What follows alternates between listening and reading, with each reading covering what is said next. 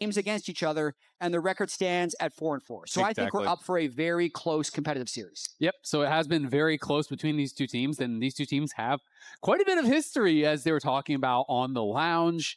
Sentinels obviously coming into the league and taking the entire bot side from DSG after DSG did have a bit of a resurgence at the end of last year. But this team has bounced back quite well, and DSG, especially early on in lock-in, was a big part of the reason things felt so unpredictable, because DSG and FlyQuest were doing so much better than expected. TL and Lion were struggling at the start of lock-in, though they did kind of fall off a little bit towards the end. I'm excited to see how DSG actually looks coming into this longer split. And already Sentinels able to lock down the Callme. It's a champion that is very frequently banned, or you attempt to unpair the Callme from the Ezreal, but it does seem like Sentinels will be able to get both. Good chance they match it with Ashe Seraphine, but we'll see if DSG's cooking anything interesting here. They wouldn't have to pick both of them right away, so they can get a power pick in the mid lane if they lock in Orianna as well. Yep, definitely can go Orianna. Pantheon up and available and is going to be grabbed, which with the Orianna not getting locked, I mean, obviously could still go with that. It is definitely like the highest cryo mid laner on the patch right now, is still banned a lot globally. And we could see more of a throwback to what had been so popular in LCS in lock-in, which would be the Taliyah Pantheon. That had been incredibly popular. But right now, Taliyah, definitely is kind of looked at as a tier below the very top mid laners. It's really interesting. Taliyah lost a little bit of damage on Q and seemingly fell off the face of the earth. But I really want to see the direction that DSG go here by just locking in the Nami. So they'll probably just go Corki Nami here and drop mid. But at the same time, this does allow Sentinels, if they just wanted to go something really basic like Ezreal Orianna, that would be a very good core of just raw power picks for Sentinels. Yeah, it really is. I mean, it gives DSG the opportunity then to potentially, ban out some of these junglers in the second phase if you do actually go for the Orianna here to try to limit that. But I think it makes a lot of sense. It gives you a really well-rounded composition for Sentinels. Of course, if you go Orianna here, you are going to be pretty low on engage, but there's so many champions left early on in Fearless that it's not like it's going to be a problem to grab some engage from jungle or from top lane, despite the fact that there's still some bans remaining. Yeah, especially with DARKWINGS being a control mage player, I feel like it's very smart to lock that in right now.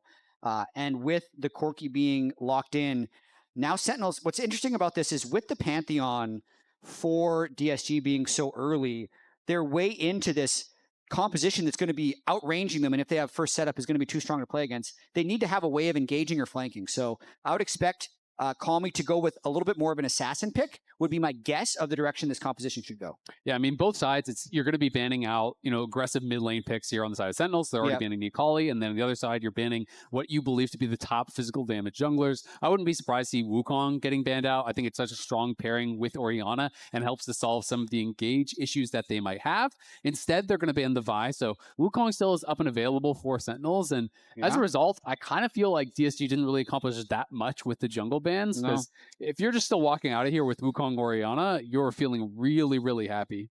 And this is interesting because I do feel like post first stand, there's a little bit of a consensus on what the balance is right now, but it does seem like DSG has a bit of a different read by giving over the Callme, matching it with Nami Corki, which is not a pairing that I've seen beat it that often, but if they have confidence with sajed and Lyonz to be able to do so, all power to them. But just in terms of raw power picks, if this is a first stand draft, you're really favoring what Sentinels has. Yeah, absolutely. I mean, it does look very, very strong. They're going to be banning out the Jace here as well.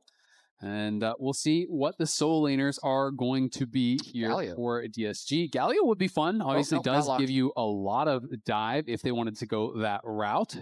No, they lock in the Ryze, which isn't a power pick in lane, but can definitely try and split push. And it does have the ability to offer a little bit of flanking, so they're going to need to play side lanes very aggressively.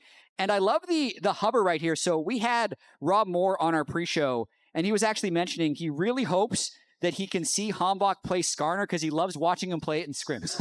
He says, I really love HamBak pulling people. So I think the hover is just for Rob, and they might lock in something else, but the tower's getting pretty low. They lock it.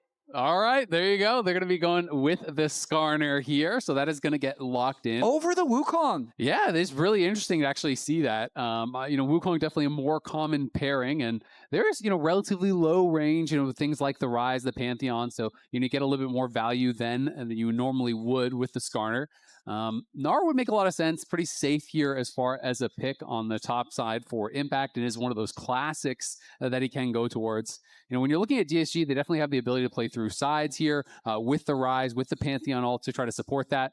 And it is going to be Aurora for Castle. So going for the counter pick here against HamBak in the top lane. It really appears like Ido and DSG love empowering Castle with counter pick in these drafts. I don't love Aurora with Ryze. I think that's a difficult pairing because if Gnar gets to a point where he can build his wit's end, he'll kind of run the game from the side lane. But in the early laning phase, it does allow DSG to get a lead, and they're going to need to snowball. And the other thing that you have to keep in mind is even if you do get towards that wit's end, Pantheon can be joining in the side lane, right? You know, and that is not really going to help you out in that way. So they do have the ability to collapse on these side lanes. You know, Aurora versus Gnar, you know, maybe you can be able to handle that in the 1v1, but what if the Realm Warp comes in? What if the Grand Starfall comes in? And I think that's what DSG is going to be looking to do, where Sentinels, it's really up to HamBak to survive on that top side. You have Callme Ezreal on the bot side, and you have a really strong 5v5 that is going to be difficult to engage into for DSG. Currently, I'm a pretty big fan of the Sentinels draft. Their engage is relatively low, having to rely on Orianna, Skarner, and Gnar, all fairly unreliable forms of initiation. But in terms of Sentinels' early laning power, and then also if they're ever first to the zone, their range, the shield, the tankiness, the damage is all really in a good spot for Sentinels. Absolutely is. Will be difficult for DSG to break in, as you're saying, if Sentinels are to the objective first here. But so much of this game could come down to the lanes. Will this counter pick here of the Aurora on the top side work out for Castle? He's one of those players that really does buy pretty heavily into solo queue data, cares a lot about what the counter matchups, what the data is showing online. These are things that he loves to practice, loves to bring out some of these more unique picks. That's something he did with the Nasus and Split 1 very famously. It's something he was looking to do even last year. You know, while his team was struggling, he was kind of that big bright spot people were talking about. Absolutely, and doesn't appear to be any shenanigans early game. I'm all tense in the early game after watching Blabber versus Inspired because for some reason Inspired just goes insane with his invades every single early game, but it does appear like we're starting this with some full clears.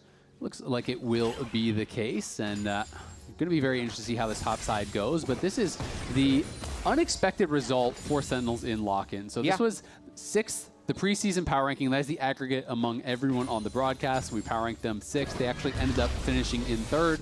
People will talk about the short schedule with lock-in. People will talk about some of the matchups and this and that, which is true.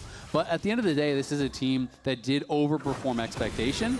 And it's kind of funny because it feels like, despite that 3rd place finish, immediately everyone went back and was like, yeah, but that's not going to happen again. It's really crazy. I noted this with Golden Glue teams as well. He had 2 straight years coaching a 100 Thieves team, which at the start of the year, almost everyone ranked in the bottom half to the straight up bottom of the entire LCS. But then back-to-back years took that team to the World Championship. But then every single time he'd come into a new team or a new situation, his expectations don't get to carry over. He always accomplishes his goal, and then it never carries over. So we'll see what happens once again in this spring split with Sentinels. Yeah, I mean, it's going to be really interesting. Golden Glue, you know, one of the things I will say carries over is kind of his reputation as a coach. People have been giving him a lot of credit. You know, this is the history that you're talking about. Has had a lot of very good results, honestly. You know, being able to finish 4th, then 3rd, then 2nd, 5th, 3rd, another 3rd place finish here to start off the year with rosters that are not expected to finish highly. And that is often how people will judge, you know, coaching performance is kind of that. I saw in by Impact here. Yep, Impact is going to be looking for Castle, but he's getting incredibly low. The passive is proc there. The wallop does land.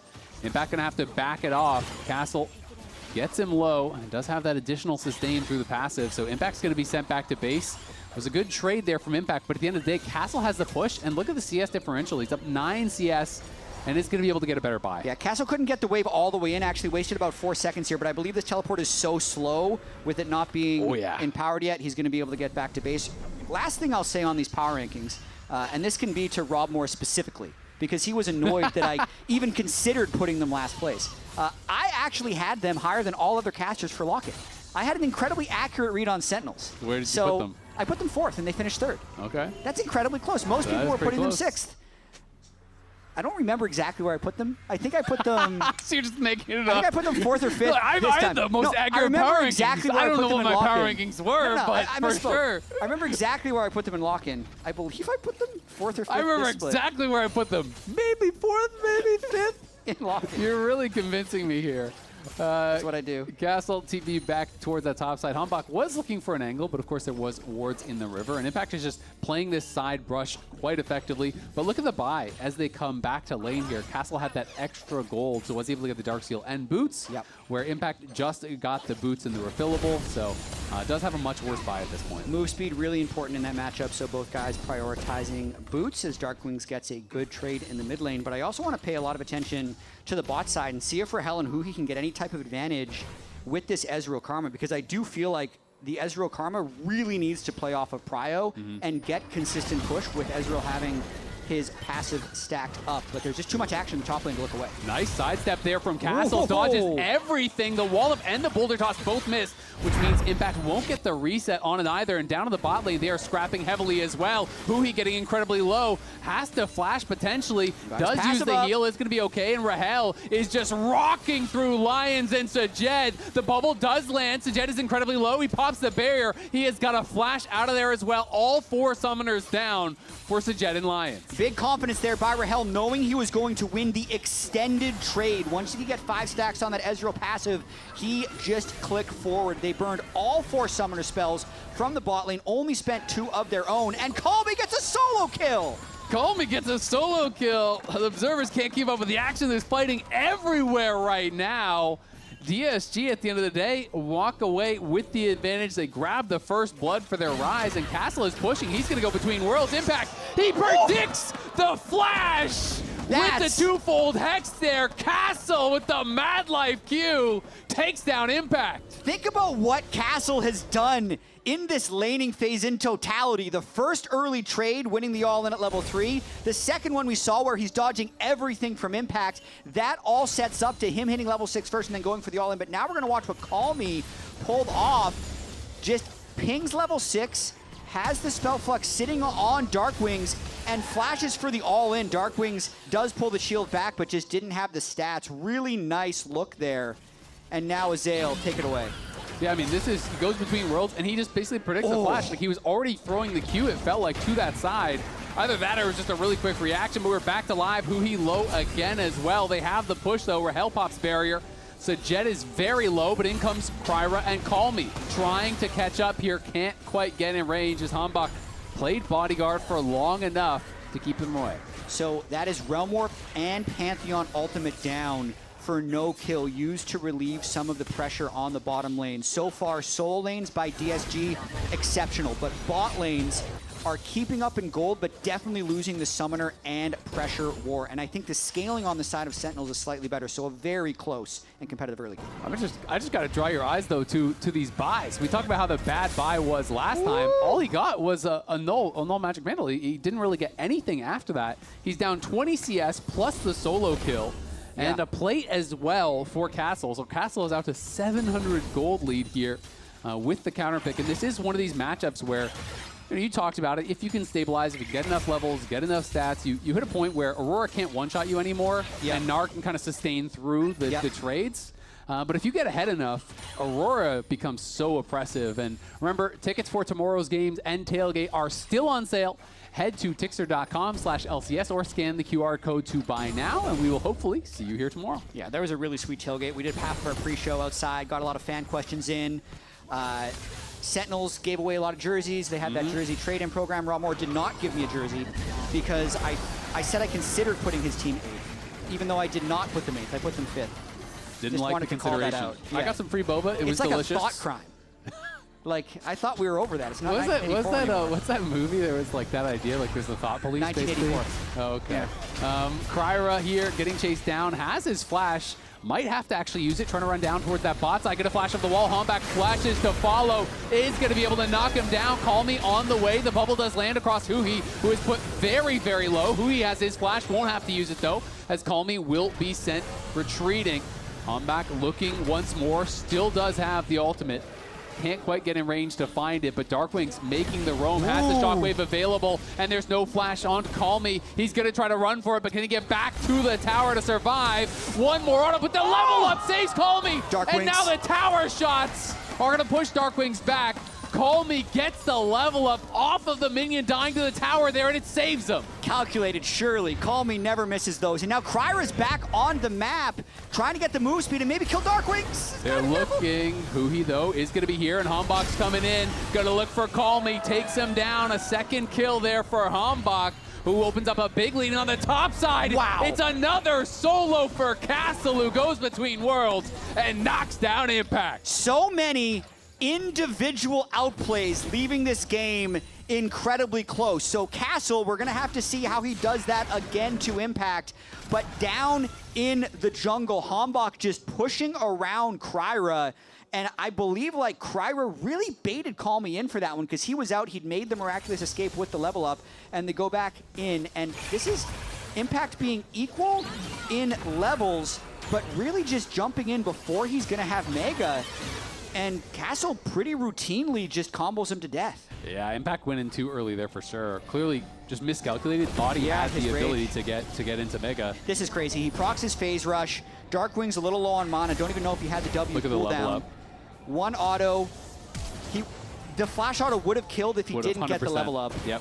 Then he takes a church shot, and you think Callme's just fine, but then they get baited with the re-engage once KryRa tries to chase him down. This bottom lane, though, still going in the side of Rahel, so this is a tough game to keep up with. Yeah, it really is. I mean, there's some very one-sided lanes, you know, going in different directions as Callme gonna get caught by the shockwave there. HamBak moving over, but Callme is playing very confidently. Is the Grand Starfall gonna be coming in here? Remember, HamBak has no flash, but does have the Ishtal's impact and could just drive on through the wall and get out of there. That is another Pantheon ult down for nothing. Yeah, and it's also Heartsteel power spike for HamBak. And Impact is just getting wrecked, but they're still trying to get this flashless Ori. Yeah, we'll see if they can actually get in range. KryRa does no flash, so can't actually close the gap. Impact likely to have to go back to base, though, as Castle will have Between Worlds soon. HamBak continuing this play, just harassing down on that bot side. Sajed can't even get back to the towers. Huhi is just pushing him off of it. Rahel picking up more and more plates. He's nearly up 20 CS himself now on the bot side. Yeah, the Ezreal is going to become a problem for DSG to deal with, and HamBak sticking around a little bit extra just to get more vision coverage in this bottom side so Rahel and Huhi can continue to play aggressively. One thing I noticed during my scouting of this split was that Sajed and Lyonz have pretty poor early laning stats, and that's continuing here in part because they didn't draft themselves a strong bottom lane, but now they're getting punished for it. Yeah, they are, and now the TP is going to have to be used Aurora by Castle, so that's going to relieve a lot of pressure. Sentinels will just back off. Whoa. This was the early Proto Belt finish, and now Impact's going to be able to push in the top wave, so that relieves the pressure on the top side. That's going to be a wave missed here by Castle up there, so Castle, their strongest member, uses the TP, gets nothing for it, and they're going to lose their dragon anyway. Yeah, I think I understand the idea of this play. There's been a fair amount of early swapping in NACL where players have been switching lanes before role quest and getting some big momentum plays off of it from the tempo trade, but this is kind of negative tempo because he didn't get anything out with the teleport. He didn't even greatly delay the resets of Sentinels. Sentinels can kind of take the Drake on the way out. Yep. And not to mention, Impact gets a little bit of a get out of jail free card, clearing a free wave, getting a plate, and reducing that gold disadvantage he had up top. Exactly. I mean, Impact had a horrendous buy. I mean, now he finishes the Merc Treads at the very least, but he was just on random components and a phage to a fully completed item, right? You got to trap that lane as long as possible. Exactly. Castle would have been able to keep him from crashing that pretty easily, or at least threaten a kill if Impact tried to do so. So that is a big deal. The fact that he had to use that teleport to try to prevent the dive from coming through because Lyonz was so low. You obviously need to keep your Corki in it, and Castle felt like that was worth the sacrifice for himself to try to keep Sajed relevant. And Sajed has been a very good team fighter. That has been where he has had his success. It's been much more about the 5v5 than it has really about those 2v2s. Yeah, and with the MasterCard Power Spike Sundered Sky, KryRa wants to make a play immediately, trying to capitalize on Impact now that they've swapped back up. But I promise this is a compliment. If you were to pick a top laner to be down 1,500 gold in the game, you'd want it to be Impact, because he's very good at being crafty from deficits to stay in the game and become relevant later in the game. And because when he's down 1,500, he's probably not going to go down 3,000. And some others will, right? Usually not. Exactly. It's one of those things where he's able to stabilize on a lot of these matchups. And now Castle's in a matchup against Orianna where he's kind of just getting zoned out by the ball. DARKWINGS is quite strong at this point. He has his Ludens completed, and you can see now Castle is looking for another reset. So at a strong point in the game, but not in a good matchup, and we'll have to head back to base. And I think despite all the chaos and all of Castle's heroics in the top lane, this is actually a good game state for Sentinels. And I think this is what we saw a lot in lock-in, was that even if top lane was going one way or the other, most teams were most comfortable playing through bot prio. If you have the bot prio, you can control the bot river, you can start stacking drakes, and it puts you in a good situation in the game. And since it is just the top lane that is behind, jungle, bot support all being ahead for Sentinels, and because they have so much range and so much poke when you're trying to take the space, they're just going to try to go for this Infernal Soul as early as possible and are in a pretty good position to do so. Yeah, they absolutely are. That being said, you know, Castle, if he can get in on a flank, there's a lot of squishy members over on the Sentinel side. You know, it is not a defensive build here for DARKWINGS. That is Ludens and Lucidity boots. Ezreal is squishy. Callme is one of the squishiest champions in the game. So, you know, there is the possibility for him to find a really good flank and just 100-0 someone, but Sentinel's doing a great job so far just playing through this bot side prio. They knock down the first tower of the game there. They're taking away more camps, and Callme's in trouble as he gets Gnar'd back into the tower there by Impact. Nice sidestep, and in comes the Grand Starfall. Can they turn this around? The stun's going to land onto Impact, but the tower shots are there onto KryRa. Now comes the Realm Warp. They're going in behind him. Lyonz can tank this up. The minions are coming in, and they are tanking for them, so Impact, I think his time is limited in this one. DARKWINGS is coming up, and the rest of Sentinels are trying to get there to turn this around, but Impact's got nowhere really to run. He hops back to the Blast Cone, knocked out of the air like Duck Hunt, but DARKWINGS has arrived. Huhi's here as well. Can DARKWINGS find a Shockwave? Lyonz is low, may have to flash. He kills him! Just holds onto the flash and just dies without even the ultimate being used. And now huhi is here behind them. They're going to try to turn it around onto the Karma, but HamBak is coming in as well. DARKWINGS is there, still has the ultimate up and available. Flashing back, the Shockwave lands on the Callme. He survives for now. KryRa trying to turn around with a double impale across all of DSG. Spells their defeat. DARKWINGS survives. Sentinels wipes DSG off the map. They are up 2K and claiming yet another objective. And it actually all started with a 0-3 Gnar because they sent 4 people and spent 30 seconds cleaning up a rather useless kill, and then it gets collapsed upon by Sentinels. HamBak is huge now. 4-0 on this Skarner, and they take even more control of the game. Yeah, and KryRa just has not been able to find much effect in this game here. You're on this jungler that has a lot of early ganking power, but it's been HamBak who has been able to keep up the farm, has been able to find more impact. Yeah. It is going to be really difficult to deal with now, getting very tanky. And it feels like, to me, everything started going wrong with that TP from Castle down towards bot side, because that was their real point of pressure that they had on the map. Impact was unable to breathe. And DSG on this one felt like they overstayed on the retreat. They really did, and just way more damage than Lyonz was expecting with the Orianna, not even having to use ult. I feel like he was saving his ult in case he saw the flash, in case he saw the Orianna ult animation, just never comes up. And then once huhi's behind them, he just traps Callme and KryRa under the turret, gets Callme super low. HamBak perfectly catching both of them, just the very edge of that Skarner ultimate, and a couple of satisfying Heartsteel procs for double kill on Skarner. And now they are on that dragon here.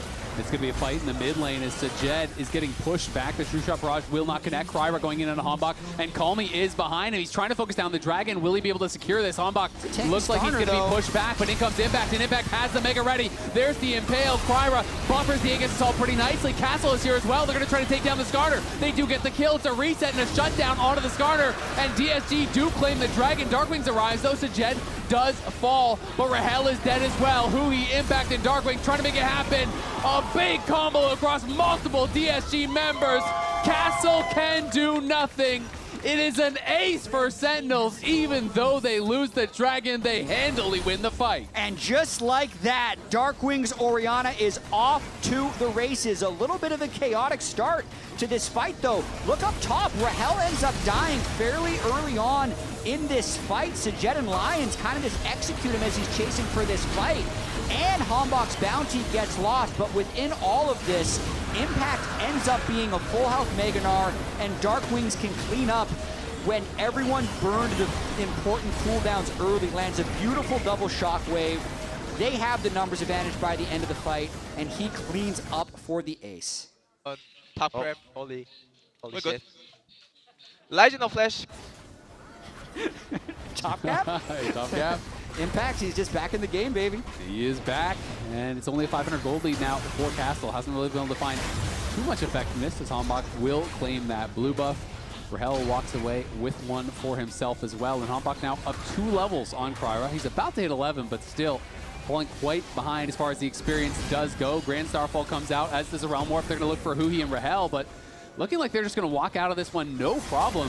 KryRa's ultimates just have not been effective this game. They really haven't. He's had a hard time finding important plays to make. Couldn't really capitalize on Castle's individual advantages top lane and was unable to bail out the bot lane from their pressure.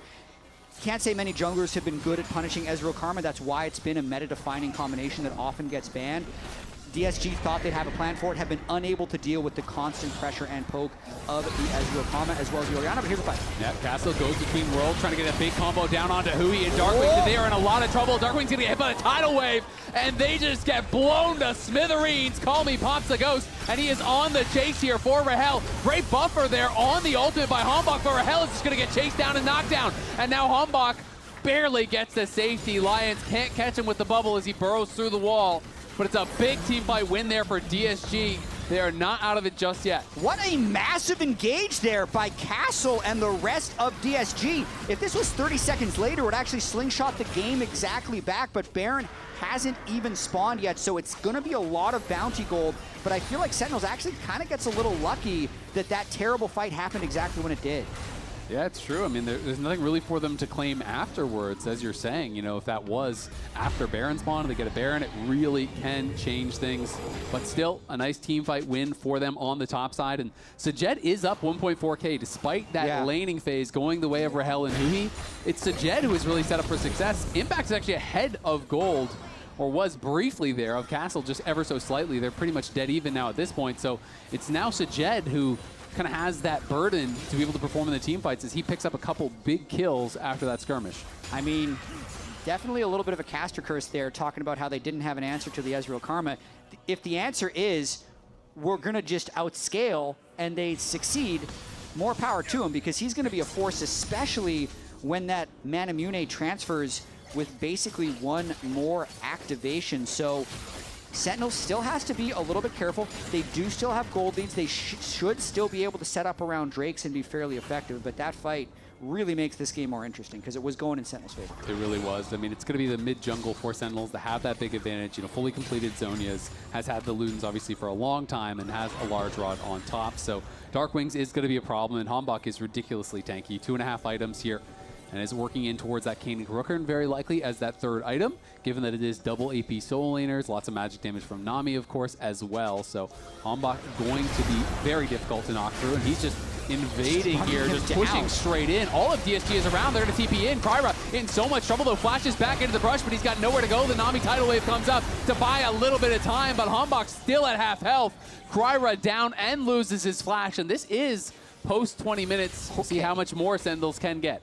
Okay, HamBak, I see you. He's just an absolute beast right now, throwing that gold lead around incredibly effectively.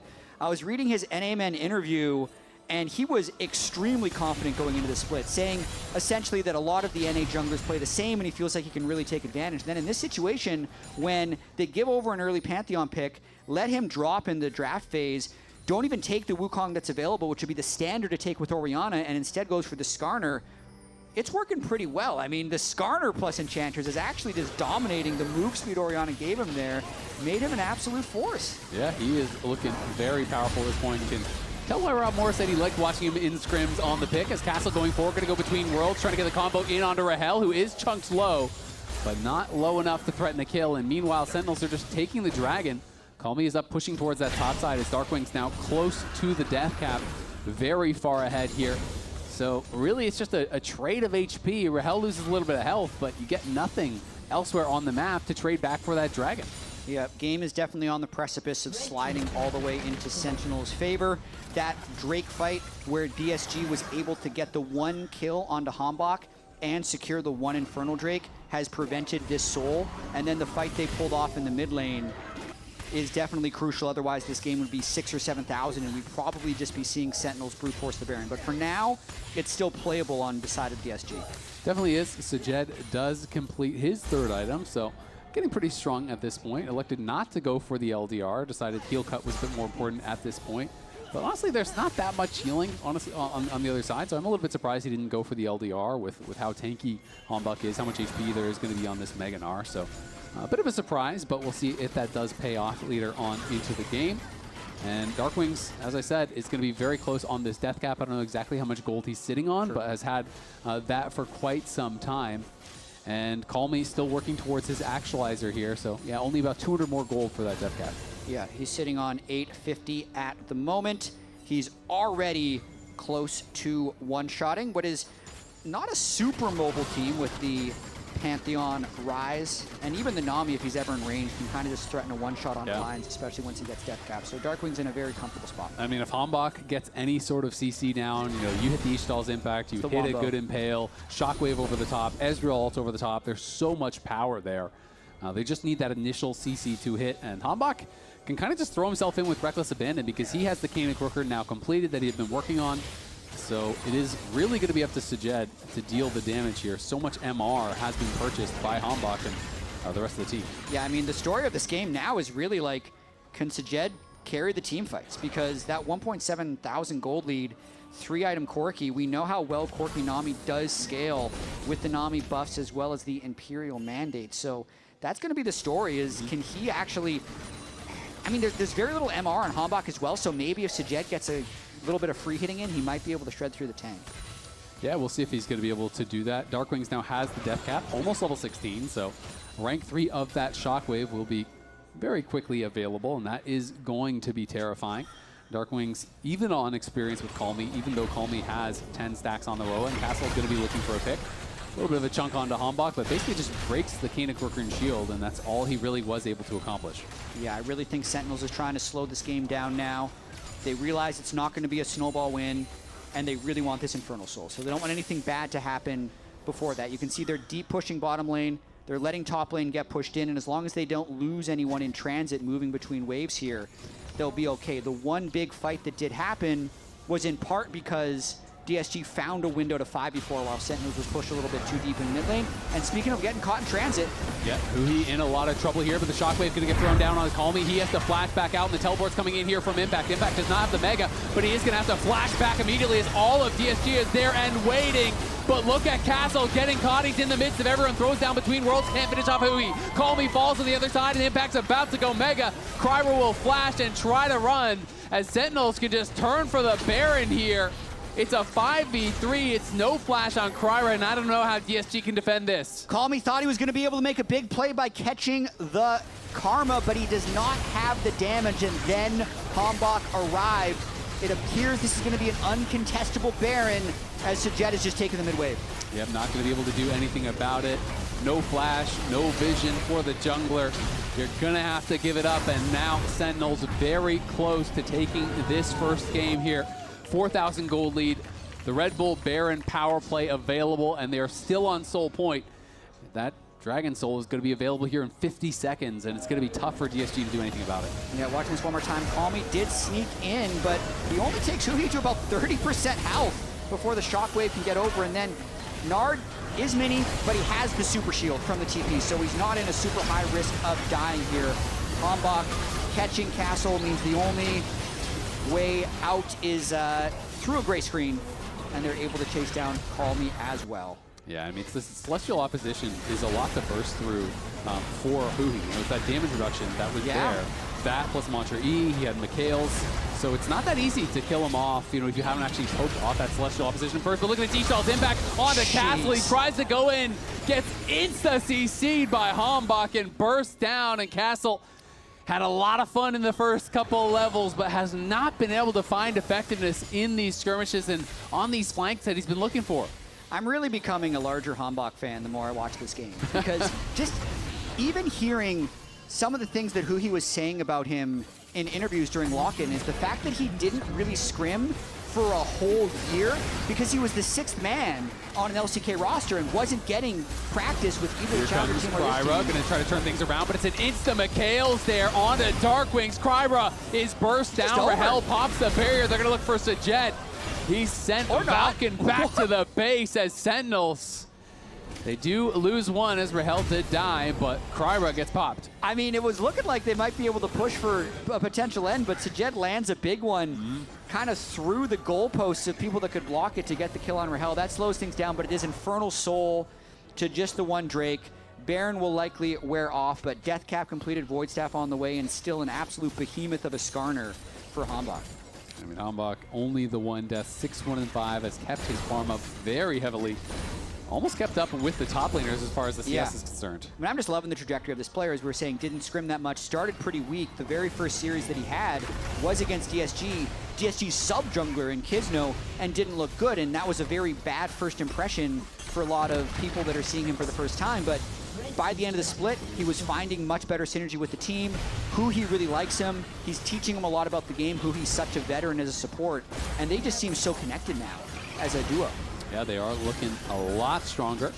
As Castle's trying to defend this top side tier 2, but Sentinels pushing forward, won't be perturbed. Now are going to be able to knock that down. They're trying to trade for this push on the bot side from Callme, but it is very hard to trade against the Baron buff here, and they're just marching in now, knocking on the doors of this inhibitor tower. Castle can't really wave clear anything. sajed is being sent over to mid lane to try to defend there. They're going to lose this top lane inhib for sure. And sajed taking some poke makes it a little bit more difficult to actually defend even the mid lane inhibitor.